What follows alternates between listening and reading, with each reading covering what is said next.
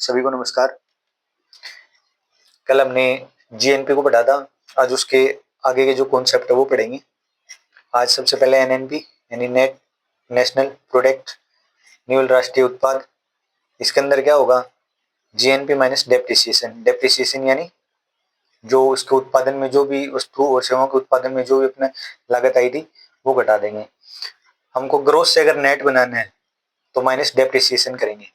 GDP में भी यही था, अगर जीडीपी से हमने एनडीपी बनाया था तो उसके अंदर भी हमने मूल्य ह्रास को घटा दिया था। सेम इसमें भी यही है, जीएनपी से डेप्रिसिएशन को घटा देंगे तो ये आ जाएगा। ठीक है, जीएनपी की तुलना में ये ज्यादा बेस्ट है क्योंकि इसके अंदर जो मूल्य ह्रास उसको हम घटा देते हैं। ठीक है,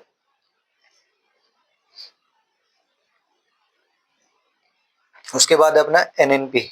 जब तक अगर नीचे कुछ नहीं दे रखा हो तो इसको हम मार्केट प्राइस में मानेंगे, और जब अगर एफसी लगा दिया यानी फैक्टर कॉस्ट, तो net national product at factor cost यानी साधन लागत पर एनएनपी, या इसी को हम बोलेंगे एनएनआई, नेट नेशनल इनकम या न्यूल राष्ट्रीय आय। इसी को हम बोलेंगे एनआई यानी नेशनल इनकम, राष्ट्रीय आय।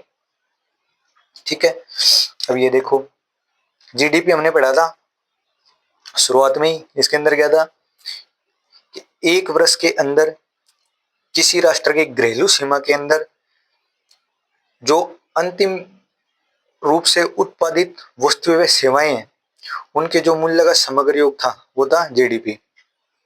इससे हमने मूल्य ह्रास को घटा दिया तो अपने पास क्या बचा, एनडीपी।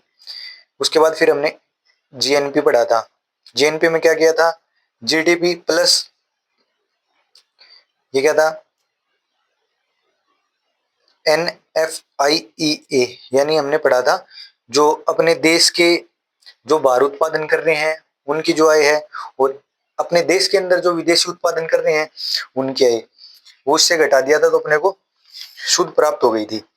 ठीक है, यानी net factor income earned abroad. तो जीडीपी में अगर ये प्लस किया तो अपने पास जीएनपी आ गया। ये कुछ नहीं दे रखा तब तक मार्केट प्राइस यानी जीएनपी मार्केट प्राइस। फिर जीएनपी से अगर हम डेप्रिसिएशन को घटा देंगे तो अपने पास एनएनपी एट मार्केट प्राइस आ जाएगा। ठीक है, अब ये जो फैक्टर हैं, अब ये होगी कंफ्यूजन के फैक्टर क्या क्या होते हैं। ये रहा फैक्टर यानी कारक। अब इसके अंदर क्या क्या आएगा, इसके अंदर जैसे पूंजी है, श्रम है, मशीन है, भवन है, साहसी व्यक्ति है क्योंकि खर्चा तो वही लगाएगा ना, तो ये फैक्टर होते हैं अपने। ठीक है, अब इसको आगे समझो। अपन ने क्या बोला, net national product at factor cost, इसी को अपन नेशनल इनकम यानी राष्ट्रीय बोलते हैं। ये क्यों बोला, अब इसको समझो।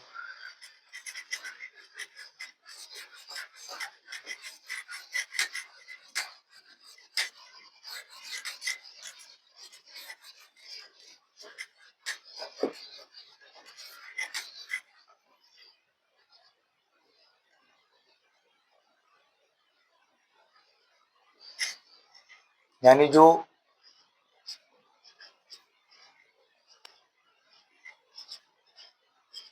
फैक्टर कॉस्ट होती है वो बराबर होती है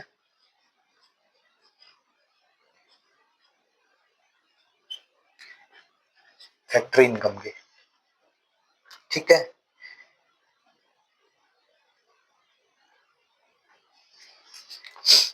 कितना आया समझ। इसको हमने बराबर क्यों बोला, क्योंकि कोई भी अगर कुछ भी उत्पादन करता है यानी फैक्ट्री लगा ली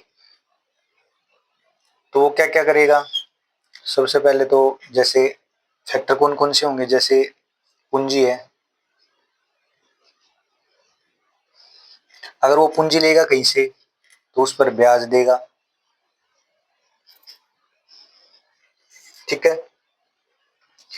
अगर मान लीजिए, फिर उसके बाद लेबर यानी श्रम, अगर वो लेबर लेके आएगा तो उनके लिए वो उनकी सैलरी या मजदूरी देगा, यानी मजदूरी या वेजेज। ठीक है, तीसरा जैसे कोई भी जहीं पे वो मान लो जहाँ पे वो फैक्ट्री लगाएगा, बिल्डिंग,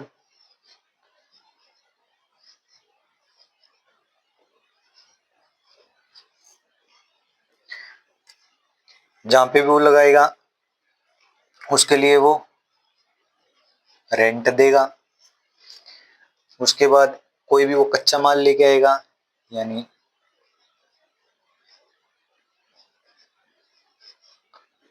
रॉ मटेरियल,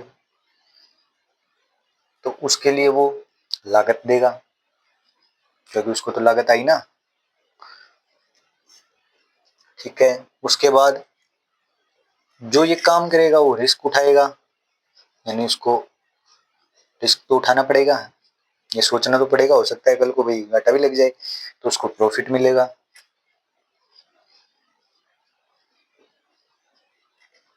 और सपोज करो उसने 1 रुपया ब्याज दे दिया, 2 रुपए मजदूरी दे दी, 1 रुपया उसने रेंट दे दिया, कच्चा माल लेने में उसके 3 रुपए लग गए, प्रॉफिट उसने 3 रुपए कमा लिया। टोटल कितने हो गए? 3 3 6 2 8 1 9 और 1 10, टोटल 10 रुपए। ये फैक्टर कॉस्ट, यानी फैक्टर कॉस्ट। इसी के अंदर लोगों की इनकम आ गई, और इसी में मार्केट प्राइस, तो इतनी फैक्टर कॉस्ट हुई। ठीक है, क्योंकि ये लगाएगा तो वो सैलरी देगा, जो सैलरी हुई वो अपने लिए क्या हो गई? वो अपने लिए इनकम हो गई, और इसके लिए क्या हो गया? इसके लिए फैक्टर कॉस्ट हो गया। ठीक है, आया समझ? क्योंकि एक सिक्के के दो पहलू होते हैं। जैसे अपने यहाँ से कोई चीज निर्यात की, अपने यूएसए को कुछ निर्यात किया, वो जितने रुपए का निर्यात हुआ अपने यहाँ तो निर्यात हुआ, लेकिन यूएसए के लिए तो वो आयात हुआ ना। तो उसी प्रकार से फैक्टर कॉस्ट बराबर होता है फैक्टर इनकम। अगर इसको हम और आगे देखें और अच्छे से समझने के लिए, तो देखना जरा,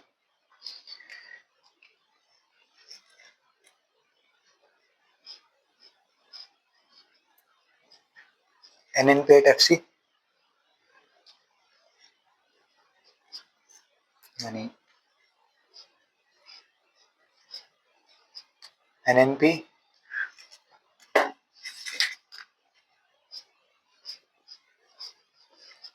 eight market price minus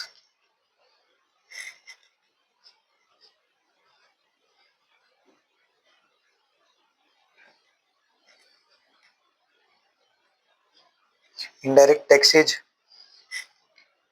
plus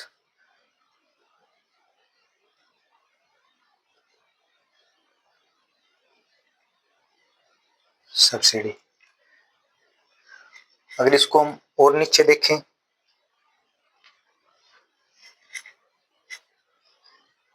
और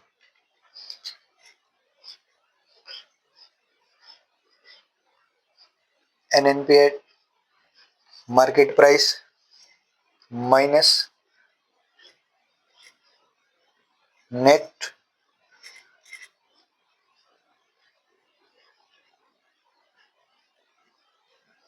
इनडायरेक्ट टैक्सेज। इसको नेट बनाए तो इसके अंदर नेट कैसे बोलेंगे इसको अपन? जो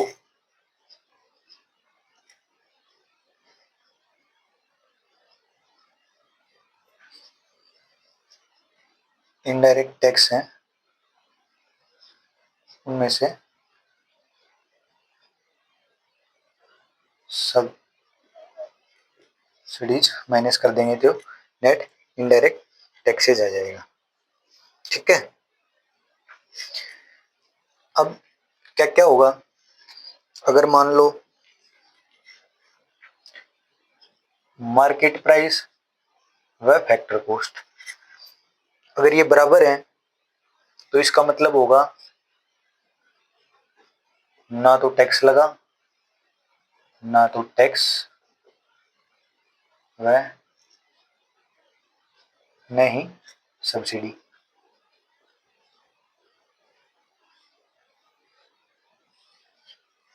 ठीक है। और अगर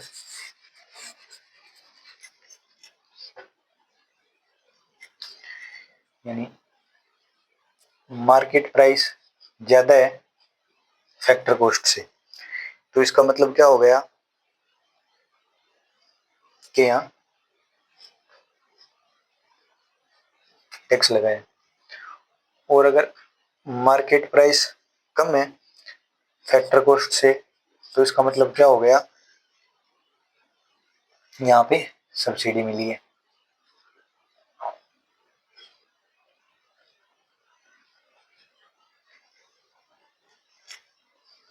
ठीक है,